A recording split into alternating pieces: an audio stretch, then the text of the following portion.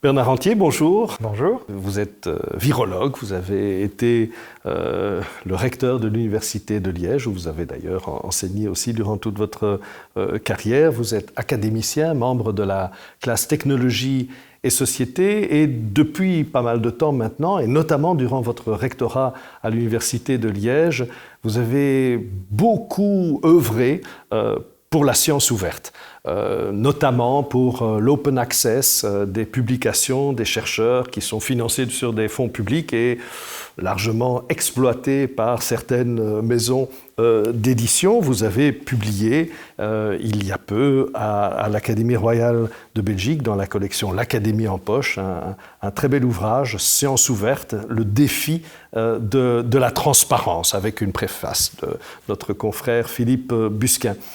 Alors c'est un petit peu de cela dont on pourrait parler, de la place de la recherche et de la recherche ouverte, ce qui est encore une autre étape dans cette pandémie. Et peut-être tout d'abord, en tant que virologue, en tant que scientifique, pourriez-vous nous expliquer pourquoi cette épidémie Covid-19 ne ressemble pas beaucoup à celle aux épidémies qui l'ont précédée ? La Covid-19, puisqu'on doit dire là. Il paraît, si on traduit l'anglais. L'Académie française nous dit que c'est la Covid. Et donc la Covid-19 c'est une pandémie, donc c'est une épidémie mondiale qui ne ressemble pas du tout à celle qu'on a connue précédemment, ni aux épidémies, ni aux pandémies. Ce qu'on a le plus fraîchement en mémoire en termes de pandémie, c'est la grippe asiatique en 1957 et puis la grippe de Hong Kong en 1968. Et ce sont des pandémies qui ont fait plus d'1 million de morts chacune. Donc on est, avec la Covid-19, dans la même division en termes de gravité. Et pourtant, le comportement a été très très différent et on peut se demander pourquoi. Alors d'abord, le virus n'est pas un virus habituel, c'est un coronavirus. On connaît les coronavirus depuis très très très longtemps. Ce sont des virus qui donnent des rhumes. Il y a eu le SARS en 2002, le MERS en 2012, qui ont tué 1 millier de personnes chacun. Enfin, voilà, ça c'est fort répandu, mais ça n'a pas été meurtrier comme les grandes épidémies de grippe. Je ne parle pas de l'épidémie de 1918, de la grippe espagnole, parce que là, c'était beaucoup plus compliqué. Les gens étaient très très affaiblis et il y avait vraiment beaucoup de raisons pour lesquelles cette grippe-là a été particulièrement grave. 45 millions de morts, donc on n'est pas du tout dans les mêmes zones. Ce qui est différent, c'est que ce virus, qui est apparu comme un virus corona normal, finalement, au bout de quelques semaines, on s'est rendu compte que c'était beaucoup plus grave que ça, qu'il allait se répandre vraiment très très vite, qu'il y avait une proportion non négligeable de gens qui pouvaient en mourir. Et curieusement, chez les personnes âgées ou chez les personnes déjà affectées par d'autres maladies. Et il y a eu une caractéristique particulière, c'est que ce n'est pas le virus qui tue lui-même, mais il pousse sur une sonnette d'alarme qui, chez tout le monde, résulte en une activation du système immunitaire, mais qui, chez certaines personnes, résulte en une activation complètement désordonnée du système immunitaire, qui finit par bloquer complètement les voies respiratoires, à tel point qu'on n'arrive plus à respirer, qu'on doit intuber, envoyer de l'oxygène, et même parfois faire circuler le sang en extérieur pour l'oxygéner et le réintroduire. Donc ça envoie les gens dans les services d'urgence, dans les services de soins intensifs. Tout le monde a été familiarisé avec ça maintenant. Ça n'arrive pas avec la grippe, ce n'est pas du tout la même chose. Or, par exemple, si on prend non pas une pandémie, mais une épidémie de grippe, comme on a eu il y a 3 ans ou il y a 2 ans, en 17 ou en 18, ici, on a eu chaque année une épidémie de grippe. 3 000 morts en Belgique. Ça n'est pas les 10 000 morts ou 11 000 qu'on a maintenant, c'est quand même beaucoup. Et on a demandé à personne de mettre des masques, on n'a arrêté aucune activité, on a fonctionné comme si ça n'existait pas. Les hôpitaux étaient bien remplis, mais pas de manière aussi catastrophique que cette année avec ce virus-ci. Donc le côté, sans cynisme, mais spectaculaire des morts par la Covid, on explique probablement cette espèce d'angoisse généralisée que l'on a vécue cette année. C'est aussi la première fois que la presse se saisit d'un problème de cette nature et le martèle, disons-le franchement. C'est la première fois dans l'histoire, je pense, je ne suis pas historien, mais je pense que c'est la première fois dans l'histoire que la première page des journaux de chaque jour pendant 6 mois est consacrée à la même chose. Ça, c'est quand même assez unique. Tous les journaux télévisés, tous les journaux parlés, pendant 6 mois, ont parlé essentiellement de ça. Donc il y a à la fois le virus qui n'est pas celui qu'on a d'habitude, du genre de ses congénères, la maladie qui est quand même beaucoup plus spectaculaire par certains aspects, et aussi la perception qu'en a le public, qu'en a la presse, qu'en ont les gouvernements. Et ça a créé une situation qui est tout à fait nouvelle, qui est tout à fait inédite, où alors vient se greffer tout le problème des réseaux sociaux et de la communication par les réseaux sociaux, avec un mélange incroyable de recherches scientifiques et de commentaires personnels de gens qui sont parfois très très érudits dans leur propre domaine, très très compétents dans leur propre domaine, mais qui font de l'ultra-crépidarianisme, c'est-à-dire qui se mêlent de données et éventuellement même jusque des conseils par rapport à des thérapies et des choses comme ça. Donc là, c'est aussi un phénomène relativement nouveau, en tout cas exacerbé cette année, par rapport à que fait-on avec la vraie communication scientifique, qu'est-ce qu'on peut croire, pas croire, et on voit circuler des choses dans tous les sens, et ça manque d'organisation, c'est clair. Si on en revient à la recherche, cette épidémie a aussi offert un contexte tout à fait nouveau à la communication scientifique. En effet, on entend beaucoup plus, il faut bien l'avouer, les scientifiques qu'on ne les entendait dans d'autres contextes, qu'ils soient sanitaires ou autres. C'est tout à fait vrai. Cette année-ci, contrairement à même il y a 2 ans, 3 ans, où à l'époque du virus H1N1, la grippe H1N1 en 2009-2010, on a découvert qu'il y avait des experts. On a découvert que ces experts s'exprimaient.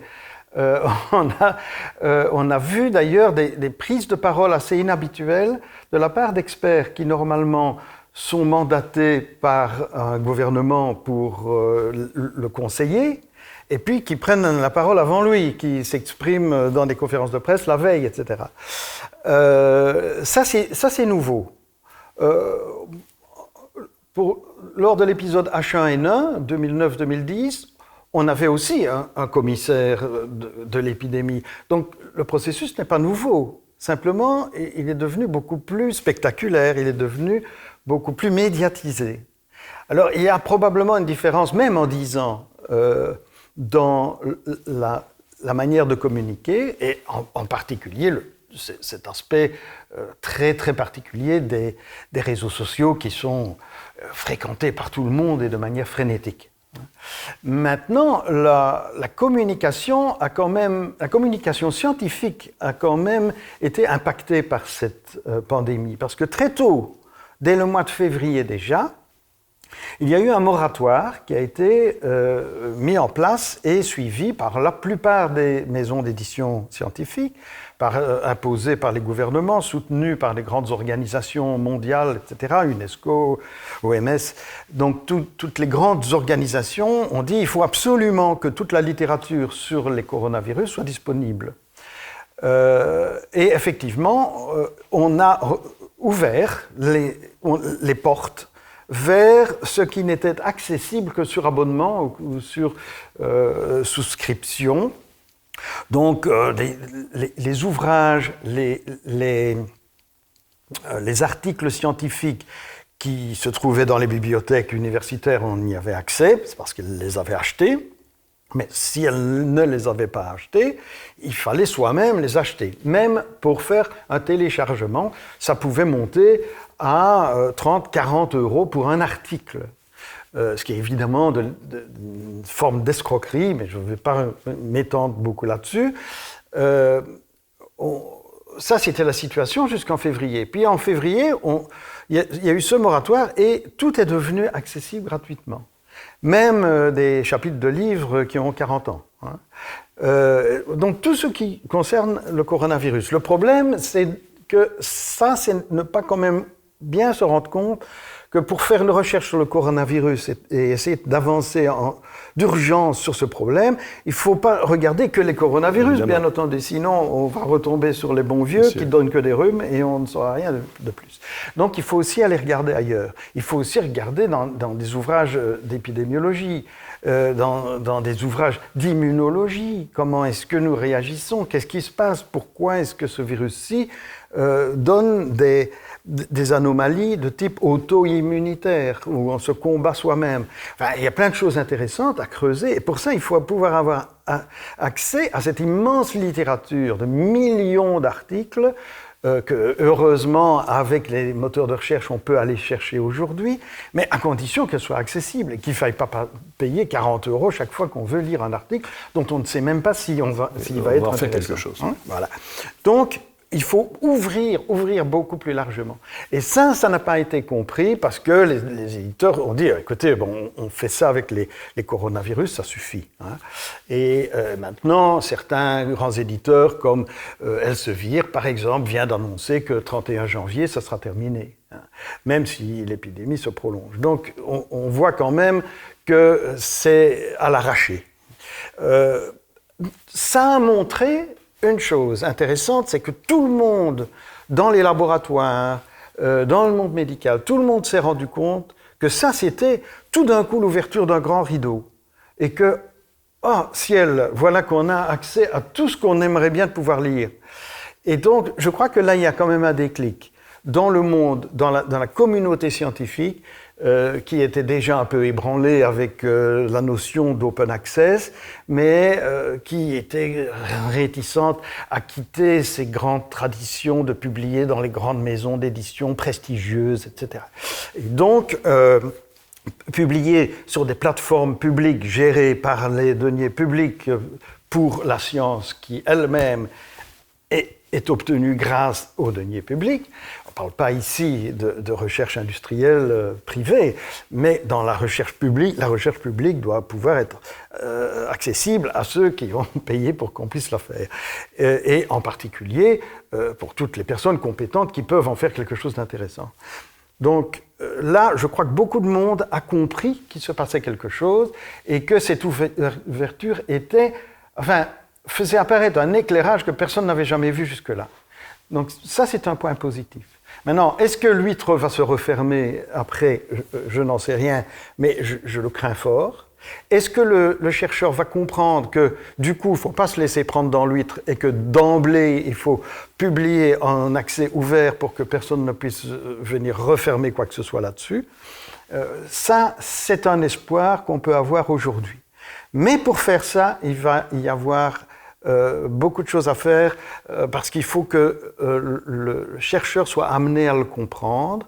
Et pour qu'il le comprenne, il ne faut pas qu'il reste piégé dans cette obsession qu'il a du fait que il va être jugé, il va être apprécié sur la base d'un calcul chiffré qui est supposé représenter le prestige des maisons d'édition chez qui il publie, ce qui est évidemment une mesure très indirecte de la qualité de la personne elle-même.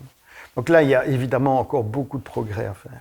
Mais si on parle un peu du futur, parce qu'il y aura nécessairement un après-épidémie, comment voyez-vous les choses et comment il pourrait y avoir un effet durable et positif de cette épidémie sur la communication scientifique, sur l'open access, sur la science ouverte, qui, je le rappelle en passant, est une grande préoccupation des académies et de la nôtre en particulier. Oui, assez logiquement d'ailleurs, parce que l'académie peut être précisément l'endroit où se catalyse cette science ouverte. Et ce serait bien que ce soit le cas, parce que je pense qu'il faut que par différents moyens, on arrive à convaincre les chercheurs de changer leur modèle, dans le fond, de changer de paradigme par rapport à la communication scientifique. Donc de revenir aux sources, à l'origine même de la communication scientifique et de se demander pourquoi on fait de la communication scientifique. Alors il y a deux raisons, je vais être assez direct, il y a deux raisons. Une, c'est pour faire le malin, et l'autre, c'est pour faire avancer les choses. Tout le monde vous dira que c'est pour faire avancer les choses. Donc on a déjà gagné une étape.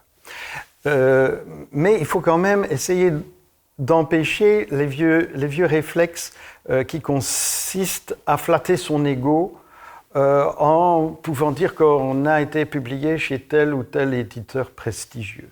Alors, nous sommes coincés dans un travers humain bien connu qui est l'importance du prestige. Le prestige, c'est vrai pour les belles voitures, c'est vrai pour les grands restaurants, c'est vrai pour toutes sortes de choses. Parfois, le prestige est tout à fait mérité, d'ailleurs. C'est bien la difficulté. Il ne suffit pas de dire ce qui est prestigieux n'est pas bon. Mais à partir du moment où ce qui est prestigieux coûte très cher, parce que ça, la corrélation, elle marche à tous les coups, donc si on reste dans cette idée que ce qui est prestigieux est très cher, il arrive un moment où les deniers publics qui servent à faire de la recherche, on doit se poser la question de savoir si ils sont bien investis à partir du moment où on fait ça. Est-ce que... parce que ce qui justifie le prestige, c'est aussi le fait qu'il y a un certain filtrage qui est opéré, et qui est opéré par les pairs. Et ça, c'est sacro-saint dans le monde scientifique. Nous voulons tous que nos ouvrages soient appuyés par des pairs qui ont pris la peine de les lire et qui ont pris la peine de faire leurs commentaires dessus, d'éventuellement nous aider à les faire évoluer, à les rendre meilleurs, mais qui en assurent d'une manière ou d'une autre la qualité. Et ça, c'est très important à maintenir. Comment maintenir ça en même temps qu'on rend tout ouvert ? Est-ce que ça veut dire publier n'importe quoi ? Et ça ne veut pas dire publier n'importe quoi. Donc, la science ouverte n'est pas une espèce de grande poubelle où on peut mettre tout ce qu'on veut. Il faut arriver à transposer l'exigence de la rigueur scientifique des grandes revues vers des revues plus ouvertes, beaucoup moins chères d'accès et même gratuites d'accès, et beaucoup moins chères pour celui qui publie. Donc cette logique-là, il faut arriver à la mettre en œuvre. Et ça, c'est le gros travail. Alors ce gros travail doit aussi s'accompagner d'un très gros travail dans la révision complète de la manière dont on apprécie la recherche, dont on apprécie, dont on juge, dont on évalue les programmes de recherche, les unités de recherche, les chercheurs isolément dans leur carrière. Et c'est ça tout l'effort de la science ouverte aujourd'hui, qui n'est pas qu'un aspect d'ouverture. Cette ouverture implique un partage, et le mot essentiel, c'est partage. Quand j'ai découvert quelque chose, je veux le partager avec les autres. Et si je le partage sur une plateforme ouverte, c'est comme si je le partageais lorsque je vais faire un exposé dans un congrès, où je rencontre mes pairs qui s'adressent à moi directement et font des commentaires sur ce que je raconte. Il faut qu'on arrive à transposer cette atmosphère que l'on connaît fort bien dans les congrès et rencontres scientifiques, qu'on arrive à transposer ça dans la communication qui est moins directement confidentielle, mais qui est au contraire ouverte au monde entier. Et il faut que le monde entier puisse réagir, coopérer aux articles. Et ce n'est pas très compliqué, il faut prendre des mesures en termes de date précise, quand qui a dit quoi, à quelle date, comment ça a évolué, qui a contribué, etc. Il faut qu'on abandonne la notion, quand on parle d'articles scientifiques, je ne parle pas de livres ici, mais dans les articles scientifiques, il faut qu'on abandonne la notion d'auteur, il faut qu'on la remplace par une notion de coopérateur, de contributeur. J'ai contribué à un article. Et donc, on y gagne toujours d'ailleurs. Quand on fait un article, même un article de vulgarisation, si on le fait tout seul, c'est pas mal, mais si on le fait à plusieurs, on voit tout de suite l'amélioration qui est tout à fait significative. Donc voilà, la science ouverte, c'est, je l'ai dit, il y a un défi de transparence parce que nous ne sommes pas tous prêts à rendre tout transparent. Quand on parle par exemple de partager cette donnée, il y a une frilosité formidable, mais quand on parle de partager des données, ce sont les données qui ont servi à rédiger un article que l'on publie. Et donc cet article doit pouvoir être accompagné de données. Dans le temps, c'était impensable parce qu'il fallait trop de pages et que ça coûtait beaucoup trop cher. Aujourd'hui, pas de problème, il suffit d'avoir un lien vers les données. Et les données doivent être standardisées et rédigées de telle manière qu'elles puissent être réutilisables par n'importe qui. Donc il y a une immense harmonisation à faire dans la manière de faire la recherche, dans la manière de la communiquer, mais aussi dans la manière de l'apprécier, de l'évaluer et de la faire progresser tous ensemble et pas un à la fois et pointer une personne par-ci, par-là. Et tout le débat, par exemple, sur les prix Nobel aujourd'hui est tout à fait intéressant à cet égard. On se demande aujourd'hui si c'est encore raisonnable et juste de donner un prix Nobel à une personne, alors qu'il y a des équipes entières qui travaillent sur ces problèmes-là. Et pour ça, il faut valoriser les métiers, y compris ceux qui ne sont pas les stars du système, mais qui sont indispensables pour le fonctionnement en équipe, bien entendu. Donc la contribution à l'équipe est quelque chose de terriblement important aussi. Merci beaucoup, Bernard Rentier. Et je rappelle encore votre livre « Science ouverte, le défi de la transparence » qui, comme il se devait, est en libre accès sur la plateforme des éditions de l'Académie. Très belle initiative. Où on peut le consulter gratuitement, sans modération. Merci.